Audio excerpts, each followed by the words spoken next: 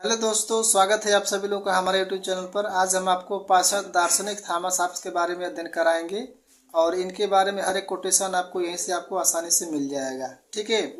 अब इनका कीवर्ड आप जान जाइए कि मानव के बुरे पक्षों का वर्णन। अगर कहीं पर भी मानव के बुरे पक्षों का वर्णन अगर आता है तो वहाँ पर होंगे थॉमस हॉब्स।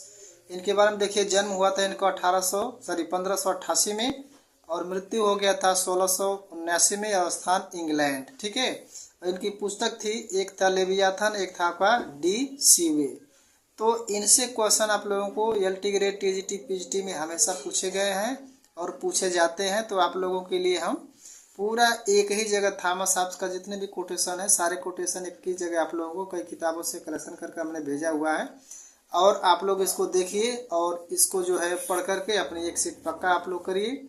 और ऐसे ही सभी जितने भी दार्शनिक है सबके हम यहाँ से आप लोगों को भेजते रहेंगे। ठीक है। देखिए, इनका कहना था कि युद्ध और संघर्ष की अवस्था, तो जहाँ पर भी युद्ध और संघर्ष की अवस्था आए तो थॉमस हॉब्स को लगाइएगा। कानूनी संप्रभुता का समर्थक और निरंकुश संप्रभुता की कल्पना। ठीक है। तो ये कीवर्ड है, इनको जो है आप लोग ऐसे याद कर लीजिए कि जहाँ पर भी युद्ध और संघर्ष की अवस्था आए तो वहाँ पर क्या लगाएंगे आप, तो थॉमस हॉब्स। कानूनी संप्रभुता के समर्थक थॉमस हॉब्स, निरंकुश संप्रभुता की कल्पना, ये भी है आपके थॉमस हॉब्स। अब इन्होंने देखिए क्या क्या इन्होंने वक्तव्य दिया है। संप्रभु विधि से ऊपर, आत्मरक्षा का अधिकार, प्राकृतिक अधिकार। उन्होंने कहा था कि आत्मरक्षा का जो अधिकार है प्राकृतिक अधिकार है। और मनुष्य के बुरे पक्ष का वर्णन, उन्होंने कहा था कि मनुष्य लालची, स्वार्थी और ईर्ष्यालु, झगड़ालू आदि होता है। और प्राकृतिक अवस्था निरंतर युद्ध की अवस्था, ये कई बार पूछा गया है। प्राकृतिक अवस्था निरंतर युद्ध की अवस्था रही है, तो किसने क्या है कहा है, तो ये आपका थॉमस आपका हॉब्स है। अब प्राकृतिक कानून, उचित तर्क का आदेश, अगर ये आता है तो ये भी उनका है थॉमस हॉब्स का। ये हॉब्स का समझौता एक पक्षी था। अब देखिए कुछ में आपको ये देखिए पूछा गया था टीजीटी 2021 में, अल्मेडा के वर्ष में उसकी जननी ने 2 जुड़वाओं को जन्म दिया, उसे तथा भय को। तो किसका कोटेशन है, तो थॉमस हॉब्स का है। हम मानव संघर्ष के 3 गुण देखते, प्रतिस्पर्धा, भय और यश। तो इसको आप लोग एक एक को आप नोट करिए, क्योंकि आपको कई किताबों से खोजना पड़ेगा और हम आप लोग को खोज करके आपको अपने वीडियो के माध्यम से आप लोगों तक पहुंचाने का काम कर रहे हैं। अगला है, प्राकृतिक अवस्था में मानव जीवन सूना और निर्बल था, अल्पजीवी था या निर्बल था। ये भी परीक्षा में पूछा गया था टीजीटी में। ठीक है। नेक्स्ट अगला है कि मनुष्य की लिप्सा तब समाप्त होगी जब उसकी मृत्यु होगी। यह है कोटेशन। नेक्स्ट क्वेश्चन, प्राकृतिक अवस्था में मानव जीवन एकांकी, निर्धर, पशु तुल्य था। तो किसने कहा है, तो ये भी है थॉमस हॉब्स। ये जितने भी कोटेशन है सब थॉमस हॉब्स के ही हैं। अब अगला, जो भी कुछ राज्य द्वारा निर्मित कानूनों के अनुसार हैं, उचित और न्यायपूर्ण है और निरंकुश राजतंत्र को श्रेष्ठ माना। तो निरंकुश राजतंत्र को श्रेष्ठ मानने वाले कौन है, तो ये आपके थॉमस हॉब्स होंगे। कह रहा है सबसे निकृष्ट राज्य सबसे उत्कृष्ट अराजकता से अच्छा है। किसने कहा था, तो थॉमस हॉब्स महोदय ने कहा था कि सबसे निकृष्ट राज्य सबसे उत्कृष्ट अराजकता से अच्छा है। अगला है कि मनुष्य उन समस्त मामलों में स्वतंत्र है जहाँ विधि मौन है। ठीक है। तो मनुष्य उस समस्त मामलों में स्वतंत्र है जहाँ विधि मौन है। किसने कहा है, तो थॉमस हॉब्स का है ये। अगला है, कुदरत ने इंसान को जिस्म दिमाग से समान बनाया। ये भी थॉमस हॉब्स का।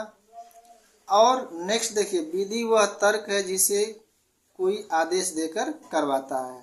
तो विधि के बारे में उन्होंने कहा कि विधि वह आदेश है, वह है जिसे कोई आदेश देकर करवाता है। ठीक है। तो ये थॉमस हॉब्स के हैं और आप लोगों को हम क्वेश्चन बता रहे हैं। नेक्स्ट है, देखिए ये कई बार क्वेश्चन पूछा गया है, अगर आप तैयारी कर रहे हैं तो आप लोग जरूर सुने होंगे। तलवार के बिना संवेदनाएं केवल मात्र शब्द है। किसने कहा था, तो थॉमस हॉब्स महोदय कहते। प्राकृतिक विधियां बुद्धिमत्ता की विधियां थी। तो प्राकृतिक विधियां किसकी थी, तो बुद्धिमत्ता की विधियां थी। प्राकृतिक अवस्था में युद्ध था, हर व्यक्ति का सब लोगों से था। किसका कथन है ये? तो थॉमस हॉब्स महोदय का कथन है। नेक्स्ट है, हॉब्स ने समाज और सरकार हेतु कॉमनवेल्थ का प्रयोग किया था। कई बार प्रश्न पूछा गया है, कॉमनवेल्थ का प्रयोग किसने किया है? थॉमस हॉब्स ने। किसके संदर्भ में किया है? तो समाज और सरकार के हेतु कॉमनवेल्थ का प्रयोग इन्होंने किया हुआ है। अगला देखिए, नागरिकों की सर्वाधिक स्वतंत्रता चुप रहने से है। अगला है, राजा को प्रजा पर शासन करने का असीमित अधिकार, यानी कि राजा को प्रजा पर शासन करने का ये क्या करते हैं? असीमित अधिकार देते हैं थॉमस हॉब्स। आगे है, मैंने अपने ऊपर शासन करने के सब अधिकार देता हूँ और सशर्त लेता हूँ। किसने कहा था? थॉमस हॉब्स महोदय का है। आपको एक ही जगह पूरे जितने भी हॉब्स महोदय ने कोटेशन दिया है, सारा कोटेशन आपको एक ही जगह मिल जाएगा। राज्य का निर्माण व्यक्तियों से स्वेच्छा से हुआ है और दैवी का इन्होंने क्या कहा? खंडन किया है। कह रहा है कि यहाँ दैवी शक्ति का खंडन करते हैं और कहते हैं कि राज्य का निर्माण ईश्वरीय नहीं है बल्कि क्या है? व्यक्तियों के स्वेच्छा से हुआ है। अगला, राज्य के विरुद्ध व्यक्ति को विरोध का अधिकार नहीं है, केवल एक आत्मरक्षा का अधिकार है। यानी केवल एक आत्मरक्षा का अधिकार देते हैं और कहते हैं कि राज्य के विरुद्ध व्यक्ति को विरोध करने का कोई अधिकार नहीं है। और अगले पॉइंट में देखिए, आधुनिक युग का प्रथम विचारक जिसने दैवी सिद्धांत का खंडन कर राज्य को एक कृत्रिम और मानवीय संस्था बताया। तो किसने जो है दैवी सिद्धांत का खंडन कर दिया? तो वो थे थॉमस हॉब्स महोदय। और इन्होंने कहा था कि राज्य को एक कृत्रिम और मानवीय संस्था बताया। इन्होंने दैविक को क्या किया है? दैविक सिद्धांत को खंडन किया है। अगला है देखिए, व्यक्ति की बुद्धि तथा अंतःकरण राज्य की पहुंच से बाहर है। किसने कहा? तो ये भी है थॉमस हॉब्स महोदय का। अब इनकी जो आलोचनाएं हैं, आलोचनाओं में देखिए, विद्रोही की प्रश्नोत्तरी और कुत्ते का तमाशा, बैविल ने कहा था, पोप लीला के षड्यंत्र का सर्वश्रेष्ठ, लेवियाथन जो इनकी पुस्तक थी, कैलेंडर ने इसे जला दिया था, और मालवारी का शैतान काउले ने बोला था। काउले ने इनको क्या कहा था? तो मालवारी का शैतान कहा था। ठीक है, तो ये है इनका जो पूरा आपको हिस्ट्री आप देख लिए हैं, चाहे इनकी पुस्तक हो, कब इनका जन्म हुआ, कब इनकी मृत्यु हुई, और इनका कीवर्ड क्या था। तो जहाँ पर भी अगर मनुष्य के बुरे पक्ष का वर्णन अगर मिलता है तो वहाँ पर होंगे थॉमस हॉब्स महोदय। और आलोचनाओं में आप लोग देखिए हैं तो कभी कभी ये भी पूछा जाता है कि इनकी प्रसिद्ध पुस्तक कौन सी है? तो लेवियाथन थी। इसको किसने जला दिया था?